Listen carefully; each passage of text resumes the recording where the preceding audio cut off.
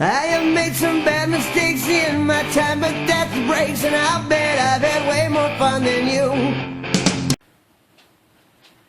Okay, hello and welcome back to another edition of Kip Does Stuff. It's a balmy 43 degrees Fahrenheit in the shop today, so we're going to do a little wood turning. I'm not a wood turner by trade, I just own this lathe. Let's get our centers in. You can find them, there they are.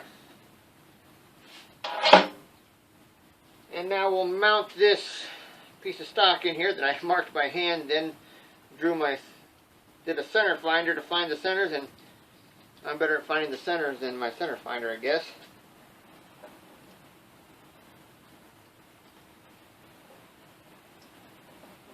Okay.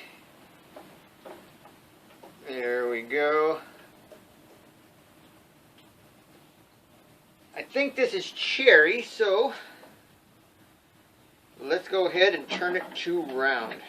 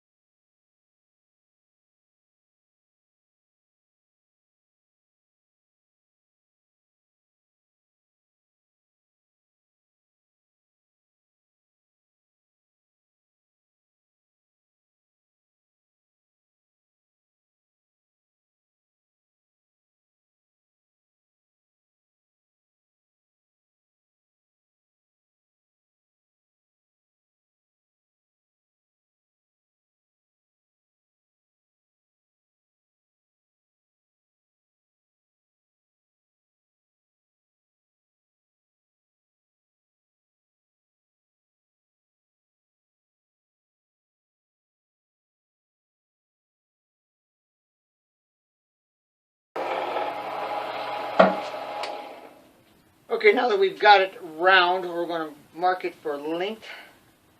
So, let's go about here and there.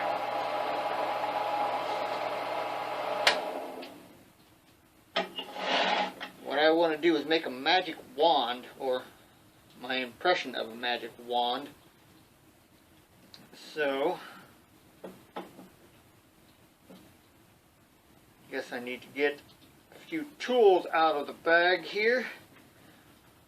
Start off with a parting tool, just to get the length measurements mapped out real well so I don't overextend myself later, which I tend to do.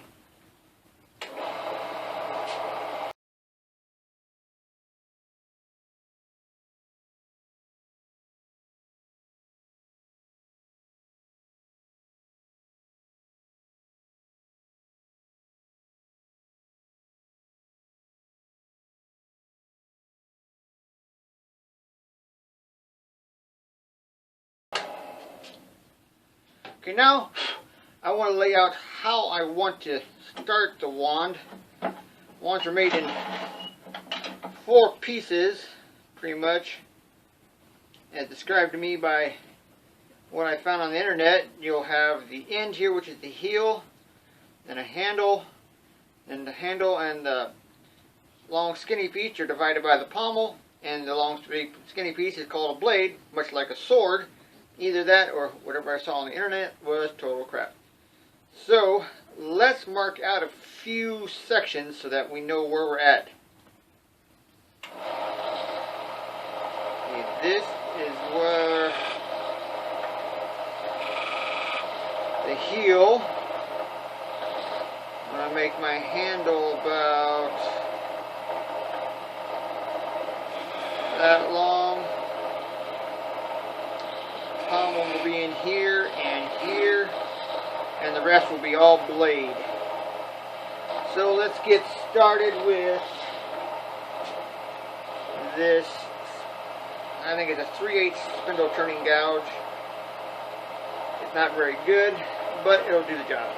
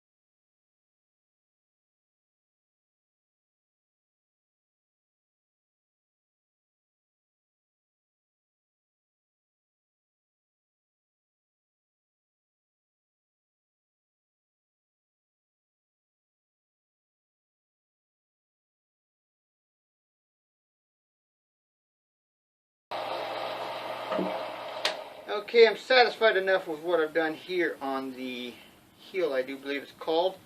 Now we'll try to clean up the handle a little bit and separate it from the pommel.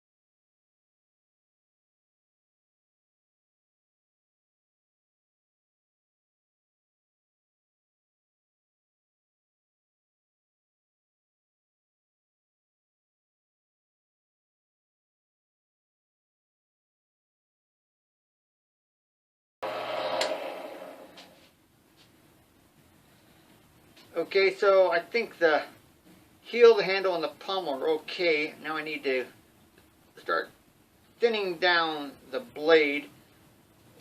So I will use spindle gouge again after I set a depth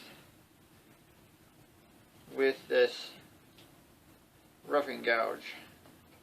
Or not roughing gouge, this thing.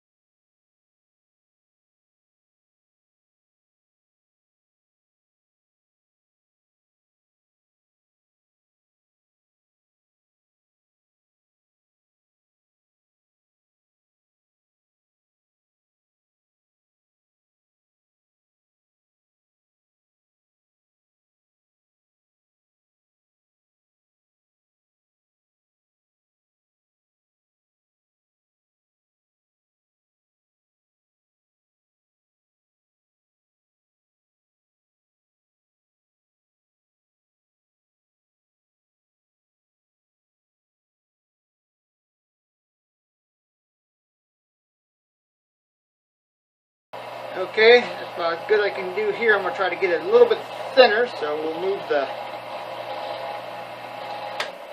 rest in just a little closer.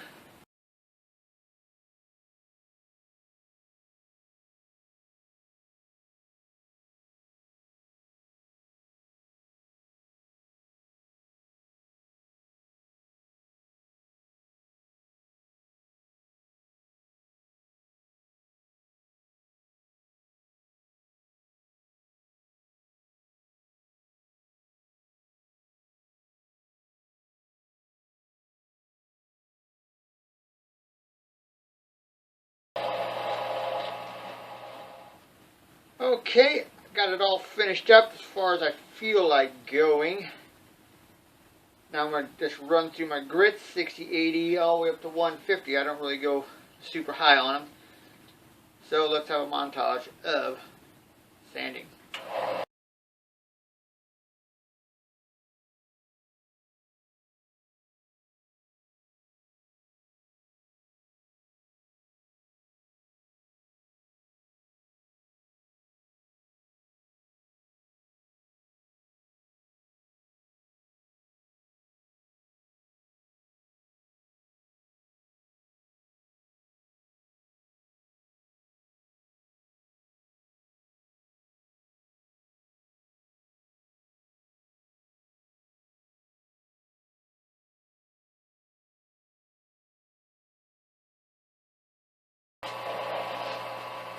Okay, I don't get very fancy on the finish. I just take whatever's handy, which happens to be this cherry stain, and I'm going to go with that.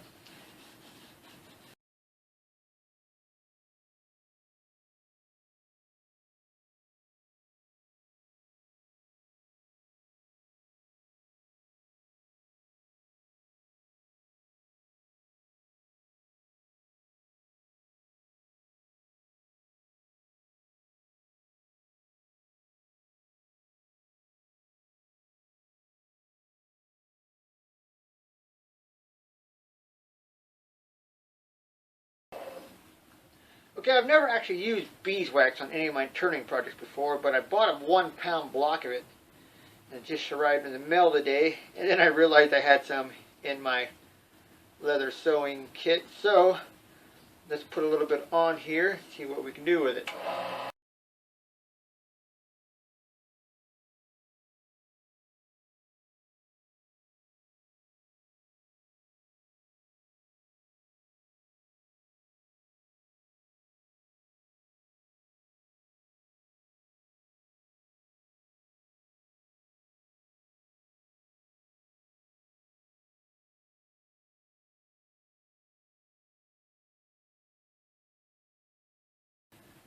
Okay, that didn't look too bad. I could see I didn't do a very good job, but I like the way it looks. So let's see if we can cut it off of here.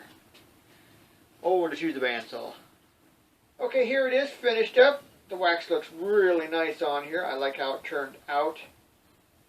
I'm really enjoying making magic wands and turning spindles. I didn't like spindle turning to begin with, but now I'm starting to enjoy it. I don't know a lot about how to handle the tools properly, but I'm learning more and more every day, and hopefully soon I'll make something that's worth someone wanting to buy. Thanks for watching.